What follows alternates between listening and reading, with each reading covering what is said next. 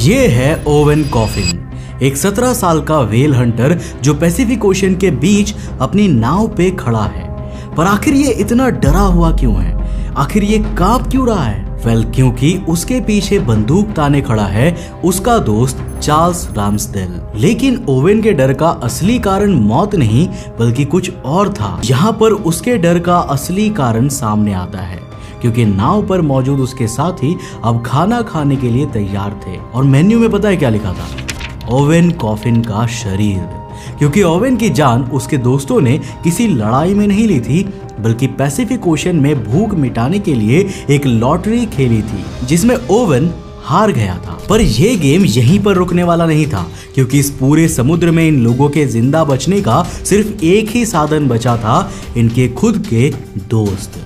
और इनकी इस कंडीशन का कारण था एक व्हेल जिसने इनके साथ साथ 21 लोगों को पैसिफिक ओशन के बीच बिना खाने पीने के जानवरों की तरह जीने पर मजबूर कर दिया। पर आखिर ये सब हुआ कैसे और मौत का ये लकी ड्रॉ इन लोगों के बीच कैसे और क्यों शुरू हुआ और आखिर इस सब में एक व्हेल का क्या संबंध है? ये है एसेक्स जहाज की असली कहानी जिसे आज हम डिटेल में जानेंगे। तो हेलो गाइस, मैं हूं कौशिक और चलिए शुरू करते हैं एक और नए एपिसोड को। साल 1819, नैंटुकेट मैसाचुसेट्स, ये छोटा सा द्वीप अमेरिका के सबसे बड़ी व्हेलिंग इंडस्ट्री का सेंटर था। नाम कभी नहीं सुना है ना? तो ये बात है 19th सेंचुरी की, जब दुनिया में क्रूड ऑयल का अस्तित्व लगभग ना के बराबर था। लेकिन फिर भी चल रही एम्पायर्स की जंग में, हथियारों में, व्हीकल्स में, फैक्ट्रीज में, घरों में, एनर्जी के लिए, रोशनी के लिए या ठंड में गर्मी के लिए, ये सब जगह व्हेल ऑयल का इस्तेमाल होता था। इस ऑयल को निकाला जाता था व्हेल्स का शिकार करने के बाद।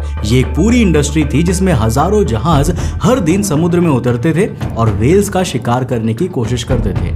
और ऐसे ही एक जहाज का नाम था एसेक्स। तो अभी इस जहाज को समुद्र में उतरे सिर्फ 2 दिन ही हुए थे जब एक भयंकर तूफान ने एसेक्स को घेर लिया। कुछ क्रू मेंबर्स ने डरते हुए कैप्टन को आगे बढ़ने से मना किया, लेकिन कैप्टन पोलार्ड ने उन्हें समझा बुझाकर मना लिया। तूफान ने जहाज को भारी नुकसान पहुंचाया। जहाज पर मौजूद 5 छोटी रेस्क्यू बोट्स में से 2 टूट गई और एसेक्स को काफी डैमेज हुआ, जिसके बाद जहाज को जरूरी रिपेयर के लिए एक्वाडोर के तट पर रोका गया। अब इस वक्त एसेक्स के सभी क्रू की हालत काफी खराब थी क्योंकि महीनों से समुद्र में भटकने के बावजूद अब तक कोई भी व्हेल शिकार के लिए नहीं मिली थी। तभी उन्हें एक दूसरा व्हेलिंग जहाज समुद्र में जाता हुआ दिखता है। अब जब कैप्टन पोलार्ड उस जहाज के पास गए और अपनी हालत बताई तो उस जहाज के लोगों ने एक नए व्हेलिंग जोन के बारे में बताया जो 2500 माइल्स दूर था। वहां पर शिकार के लिए भरपूर व्हेल्स मौजूद थी। बस फिर क्या था, कैप्टन पोलार्ड ने तुरंत एसेक्स को उस तरफ मोड़ दिया। जैसे ही व्हेल्स दिखाई दिए, कैप्टन पोलार्ड ने अपने साथियों के साथ 3 छोटी व्हेलिंग बोट्स समुद्र में उतार दी। हर बोट के अंदर 5 आदमी थे जिसमें एक हार्पूनर होता था, यानी कि वो आदमी जो एक भाले जैसा हथियार चलाकर व्हेल का शिकार करेगा और बाकी लोग उसकी मदद करेंगे। व्हेल का ये शिकार अब शुरू होता है जिसे नैंटुकेट स्ले राइड कहा जाता है। इनका काम था व्हेल का पीछा करो, हार्पून मारो और उसे मारकर उसका तेल निकालो। व्हेलिंग बोट ने भी एक बड़ी स्पर्म व्हेल पर हार्पून मारा तो कुछ ऐसा होता है जो इन व्हेल हंटर्स ने कभी सोचा भी नहीं होगा। ये स्पर्म व्हेल दूसरी व्हेल्स की तरह शिकार बनने के बजाय अपनी शिकारी को खत्म करना चुनती है। ये कोई आम व्हेल नहीं थी, 80 टन वजनी 26 मीटर लंबी एक विशालकाय स्पर्म व्हेल थी जिसे दूसरी बोट ने हार्पून मारा था। वो दर्द में तड़पने की जगह सीधा पलटती है और बोट पर हमला कर देती है। व्हेल के अटैक से डरते हुए दूसरी बोट के लोग भागकर एसेक्स शिप में छुप जाते हैं, लेकिन ये उसकी सबसे बड़ी गलती थी क्योंकि अब इस व्हेल ने शिप को ही निशाना बना दिया था। व्हेल तेज रफ्तार से आती है और अपने सर से शिप के नीचे के हिस्से को 2 बार जोर से टक्कर मारती है। शिप पहले ही काफी डैमेज था और ये टक्कर झेल नहीं पाता है। नीचे से शिप टूट जाता है और पानी अंदर भरने लगता है। क्रू मेंबर्स ये समझ चुके थे कि इस व्हेल से टक्कर लेना उनकी सबसे बड़ी और शायद जीवन की आखिरी गलती थी। एसेक्स अब बच नहीं सकता था। कैप्टन पोलार्ड चिल्लाते हैं, जल्दी से सारा सामान निकालो, ये जहाज डूबने वाला है। क्रू के पास सिर्फ कुछ मिनट बचे थे। उन्होंने जितनी तेज हो सकती थी उसी रफ्तार से इस डूबते जहाज से जो भी बचा सकते थे इकट्ठा किया। कुछ पानी, थोड़ी सी बची कुछ राशन की ब्रेड्स, कुछ कछुए और एक पुरानी बंदूक। लेकिन उनके पास ना कोई रेडियो था, ना जीपीएस था, ना कोई डायरेक्शन बताने वाला कंपास था। अब वो हजारों किलोमीटर दूर खुले आसमान में सिर्फ 3 छोटी बोट्स में फंसे हुए थे। कैप्टन पोलार्ड के पास कोई भी नक्शा नहीं था, वे सिर्फ अंदाजे के आधार पर दिशा तय कर सकते थे। उन्होंने तय किया कि वे चिले के तट तक पहुंचने की कोशिश करेंगे। ये यात्रा 60 दिनों का था, लेकिन उनके पास खाना और पानी बहुत ही कम था। अब पहले 3 दिन तक तो सभी ने मिलकर आधा गिलास पानी और एक बिस्किट पर गुजारा कर लिया, लेकिन जैसे जैसे दिन बीतते गए हालात और बुरे होने लगे। 25 दिन समुद्र में भटकने के बाद उन्होंने जमीन देखी। सभी को लगा मानो वे बच गए हैं। सभी लोग खुशी के मारे चिल्लाने लगे। उन्होंने अपनी सारी ताकत लगाकर इस द्वीप तक पहुंचने की कोशिश की और जब वे उतरे तो उन्हें लगा कि अब वे सुरक्षित हैं। लेकिन जैसे ही उन्होंने चारों तरफ देखा उनका दिल दहल गया। ये एक इनहैबिटेबल आइलैंड था जहां किसी इंसानी बस्ती का नामो निशान तक नहीं था। सिर्फ कुछ पंछी और केकड़े थे। फिर भी उन्होंने 3 दिनों तक जितना हो सके उतना पानी जमा कर लिया। यदि हम यहाँ पर रहे तो हम भूख से मर जाएंगे। फिर कैप्टन पोलार्ड ने एक और बड़ा फैसला लिया। वे फिर से समुद्र में जाने वाले थे, लेकिन 3 नाविकों ने इससे मानने से इनकार कर दिया। हम यहीं रहेंगे, यहाँ कम से कम जमीन तो है। कैप्टन पोलार्ड ने उन्हें छोड़ने का फैसला किया। अब उनकी बोट्स में सिर्फ 17 लोग ही बचे थे। अब दोस्तों भूख और प्यास नाविकों पर हावी होने लगा था। फिर पहली मौत होती है मैथ्यू जॉय की, जो नाविकों में सबसे बुजुर्ग थे। भूख और कमजोरी ने उसे तोड़ दिया था। वो मर चुके हैं, क्या करे? इससे पहले कि कोई कुछ कहे, एक नाविक बोला, हमें उसका मांस खाना होगा। पूरा दल सन्न रह गया, किसी ने कुछ नहीं कहा। लेकिन कुछ घंटों बाद जो हुआ वो इंसानियत के इतिहास का सबसे अंधेरा मोड़ था। हमारे पास कोई और रास्ता नहीं है। भूख अब इतनी बढ़ चुकी थी कि उन्होंने पहली बार इंसान का मांस खाया।